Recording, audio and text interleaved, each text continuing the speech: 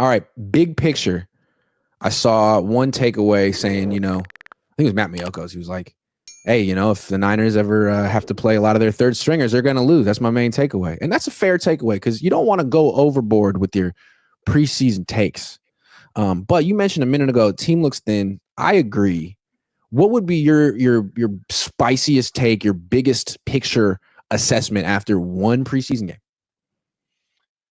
I think the defense is good. Linebackers a little concerning for me, but offensively, my man in here, I don't even know how to say his name, Mood Dib _69 says the Niners are too thin, zero girth. They're thin. It's a girth issue. Yeah, it's a girth. Yeah, it's a girth issue. Yeah, I don't. If they want to compete this year, like really compete, they need the best health they've had, especially on the offensive side of the ball. I think that's what I walked away from this game thinking is just tackle like Trent and George and Brock, and they need Ayuk to get healthy. They need Ricky to stop getting injured. Like they need all of this to fall in place. Christian McCaffrey has to stay out. Like that's what they need, and I don't know how realistic it is, but I'm hopeful. I really think this defense is going to be a lot better than people think. And if the offense can stay healthy, they can be really competitive. But they are thinner than they've ever been, and if you take some of these players out, I think it could landslide. What's interesting about this team, they keep comparing themselves to the 2019 team. They keep saying it like, well, we were kind of in a similar situation back then, and you know how that all worked out. And it was true, right? Like they were coming off a bad year, been injured, and then all of a sudden they put it all together. But one of the things that made that team interesting, people won't remember this, I don't think, but Joe Staley got hurt that year. Mike McGlinchey got hurt that year. Like they had stretches where they were winning with backup offensive tackles out there because one of their backup offensive tackles was Daniel Brunskill, who was good. Daniel Brunskill was a good player. He could start at left tackle. He could start at right tackle. He could start at guard, either one, or center. He could play all five positions at like a suitable level. And that was that saved their season in a lot of ways. I don't know that the Niners can do that this year. Spencer Burford is not Daniel Brunskill. Never has been, never will be. They drafted him to be that kind of a guy, but he's not. And I don't think Nick Zakelj is that guy. So, that's a big difference between those two teams. I mean, it's just the thing that baffles me with this team. I just don't understand how they don't see this as a glaring need that needs to be addressed right away. They just have no urgency when it comes to the line, the tackle spot.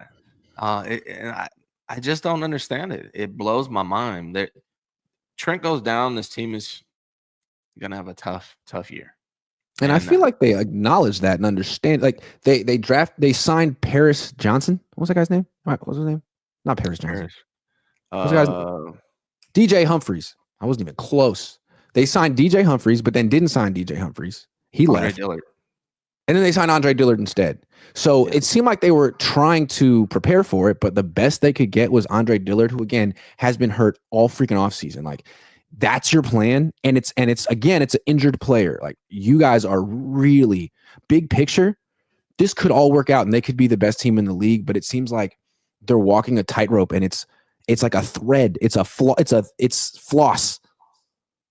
Yeah, especially like not only depth, but for the future, right? Like Trent is not a young man.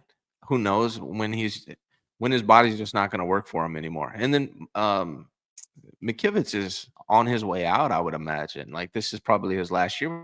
This is in a contract year.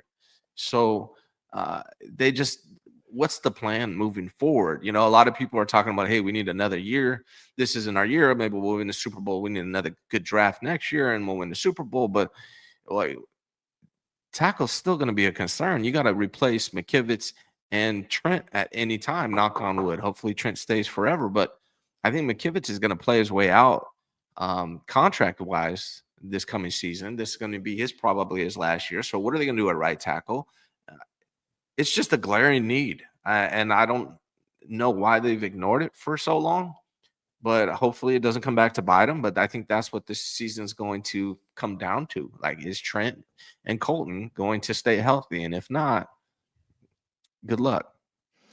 Yeah, I mean, I think we'll see if we're making too much of this depth issue because to me, that's been sort of the story of the offseason for the 49ers. We know about their core. It's good. they have about 7 or 8 players that they give a lot of money to and are very good. But after that, they have a bunch of question marks. Rookies, guys who haven't done it, and guys who have to do it. Otherwise, this team isn't going to be very good. Like, people talk about the schedule that they have. You never know how good teams are going to be really before the season starts. It doesn't. Last year doesn't really matter. Are the Browns going to be an easy game for the Niners or a tough game? I don't know. It depends on a lot of things, particularly their quarterback, who looked pretty solid. So I don't know. And also, there's the division that the Niners are in that kicked their ass last year consistently. Are they not the worst team in the NFC West? I don't know. When they're healthy, they're not. But are they ever healthy? They're not healthy now. For me, it's offensive line. It's questionable, especially at depth. But really, like, even the starters on the 49ers wide receiver unit are a question to me. I've never seen – I know he's, good reports about Ricky Pearsall in training camp. But he hasn't yet to, like, put together a full season. So we don't know if Ricky can even do that and what he's going to look like. Juwan is good for what he is. He's a possession receiver. Brandon Ayuk is coming off a horrific injury. I don't know when he's going to come back or what he's going to look like. The 49ers don't have a real top-notch wide receiver room as of right now. Maybe these guys will emerge, but that's tough. What grade would you give their wide receiver room right now? And Ayuk's not part of it at the moment. A C? A C.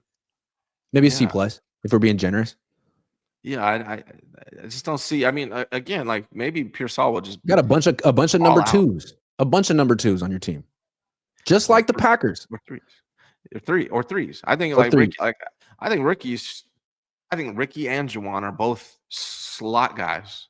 Right? Juwan's a different kind of slot. Marcus is a 3.